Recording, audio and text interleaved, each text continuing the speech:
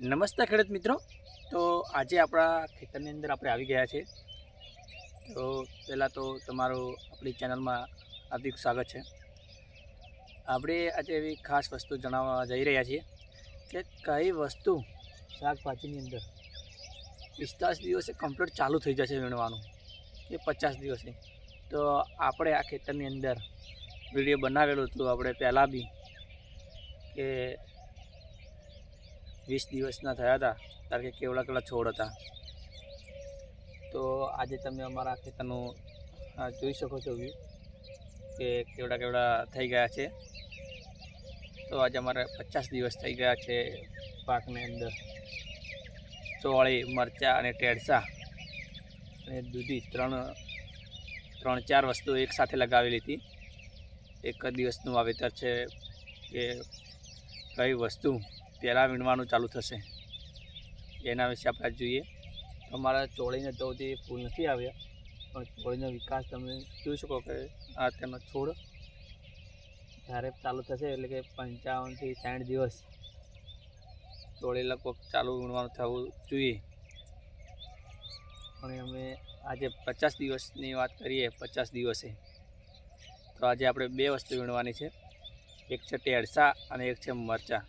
આ બે વસ્તુ 50 દિવસે આજે અમે કમ્પ્લીટ વીણવાના છીએ અને તમને બતાવશું કે ટેડસાની સાઇઝ, મરચાંની સાઇઝ કેવડી થઈ છે। અને અમારા છોડનો વિકાસ તમે જોઈ શકો છો કે એક જ સરખી ભલે હાલે ચાલુ નથી થઈ, ચાલુ થશે એટલે તમને એ વિડીયો બતાવી દઈશું કે ચોળી કેવી આવે છે।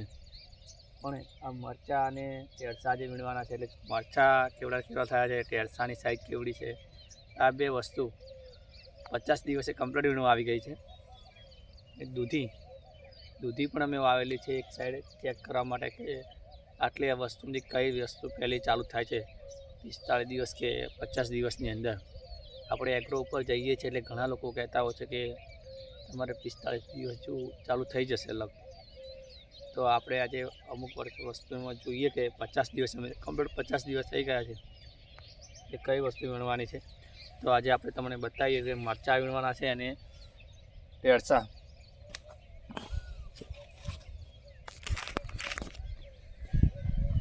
તો તમે ટેડસા જોઈ શકો છો ખેડૂત મિત્રો।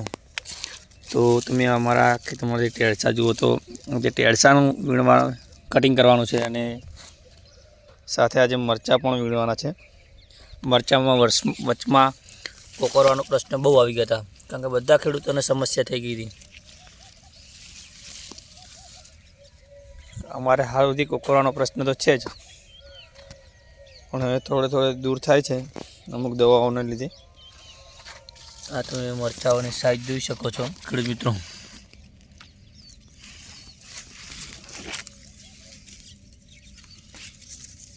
તો કમ્પ્લીટ 1 ફૂટનું મરચાં થઈ ગયા છે 50 દિવસની અંદર।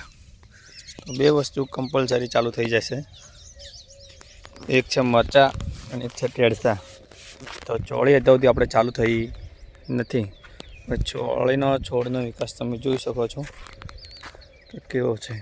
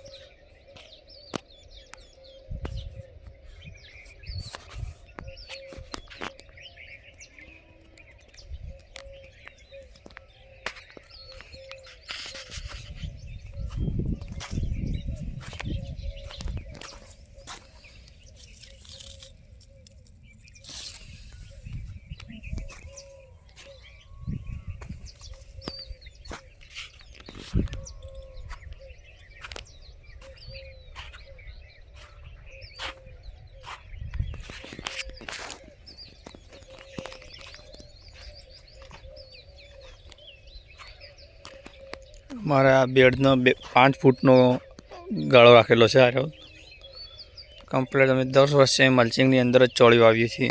તો તમે જોઈ શકો છો 5 ફૂટનો ગાળો હોવા છતાં આ કમ્પ્લીટ એક બીજી ચોળી અડી જાય છે અમારે દર ફેર અમે વીણવાની અંદર જ્યારે વીણવા આવે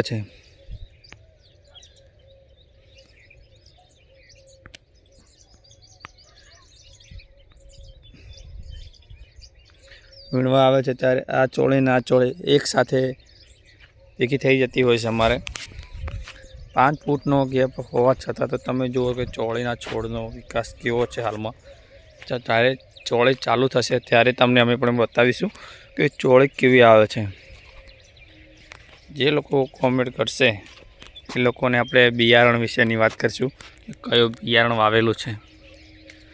કારણ કે અમે દર વર્ષે આ બિયારણ વાવીએ છીએ, જોરદાર એનો બેસાર આવતો હોય છે. જે ખેડૂત મિત્રોને જો બિયારણની વાત કરશે તો આપણે જરૂરથી એને કોમેન્ટમાં જણાવીશું.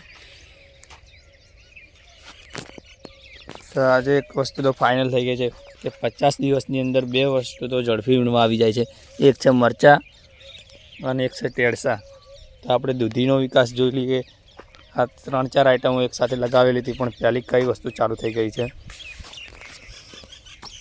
50 દિવસની અંદર મરચાંનો તો તમે જોઈ શકો છો.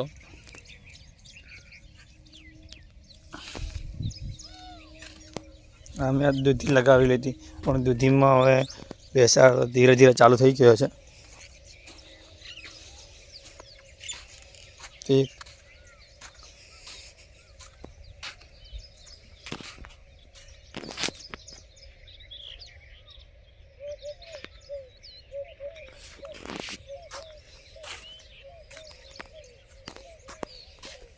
દૂધીમાં બેસારવાની ચાલુ થઈ ગઈ છે. દૂધીમાં સાઈઝ બનતા કાંઈ વાર નથી લાગતી. સૌથી ઝડપી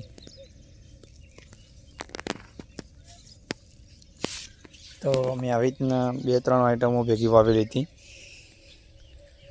જુઓ આ મારે જે જગ્યા પડી હોય છે આપણે હળવા માટે અમે જગ્યા છોડી લીધી છે. દર ફેર અમે આ ખેતરની અંદર આ જે વચ્ચે નિંદામણ જ્યારે છોડ નાના હોય છે ત્યારે હળીએ છીએ વચ્ચેથી ટ્રેક્ટર દ્વારા.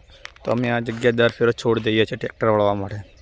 તો પછી અમે એવું કર્યું છે કે આપણે ટ્રેક્ટર ખેતી મલ્ચિંગનો જે છેલ્લો ઓળો હોય છે ખૂણા ઉપર ત્યાં આપણે મેં દૂધી વાવી દીધી હતી કે ચેક કરીએ કે કઈ વસ્તુ પહેલી ચાલુ થાય છે.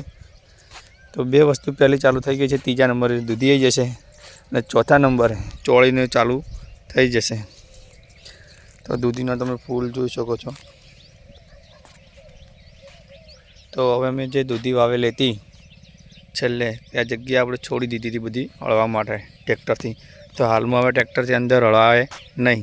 તે માટે હવે દૂધીના વેલા બધા અમે એક સાઈડ કરી દઈશું આ સાઈડના ભાગમાં. તો તમે જોઈ શકો છો બધી દૂધી આ સાઈડ આવી જશે. એટલે અમારે એક સાથે કહેવા જઈએ કારણ કે બધા કહેતા 60 દિવસે ટેડસા પૂરા થઈ જશે.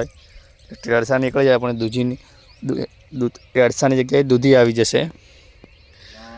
એટલે એક સાથે અમારે 3 પાક તો વીણવાનું ચાલુ જ રહેશે. મરચાં તો ઓલરેડી બધાના ચાલુ હોય છે.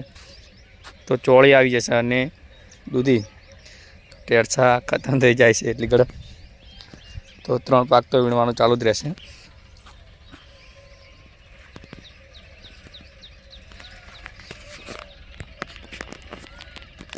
તો ચાલો ખેડૂત મિત્રો, તો આપણે આવતા ચોળીનો વિડીયો બનાવીશું કે કેવી ચોળી આવે છે.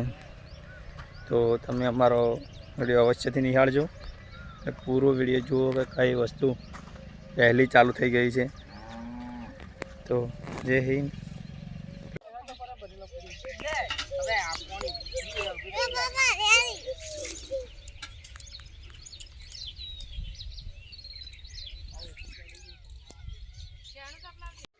તો આપણે વાત કરી કે 45 દિવસે અમારે શું આઈટમ ચાલુ થઈ ગઈ છે. તો આપણે જુઓ તો તમે ખેડૂત મિત્રો અમારા પહેલા વાળાના મરચાં વેણેલા છે. આજે આપણે 50 દિવસે વેણ્યા હતા મરચાં. તમને હાલ વાત થઈ કે 50 દિવસે મરચાં ચાલુ થઈ ગયું વેણવાનું. ત્યારબાદ આપણે ટેડસાની વાત કરી હતી. તો આ ટેડસા જોઈ શકો છો તમે કેટલા ઉતર્યા છે. અને મરચાંના બધા જોયો તો અને ટમાટર તો અમારું ઓલરેડી પહેલાંથી ચાલુ હતા છે. કારણ કે હાલ એનો બિલકુલ ભાવ નથી રહ્યો ટમાટરનો. તો પણ આજ મુહૂર્તમાં મરચાં અને ચૂડે આપણે ચોળી ચાલુ નથી થઈ. ચોળી ખેતરમાં જોઈ હતી કે કેવડી છે. જો હળો.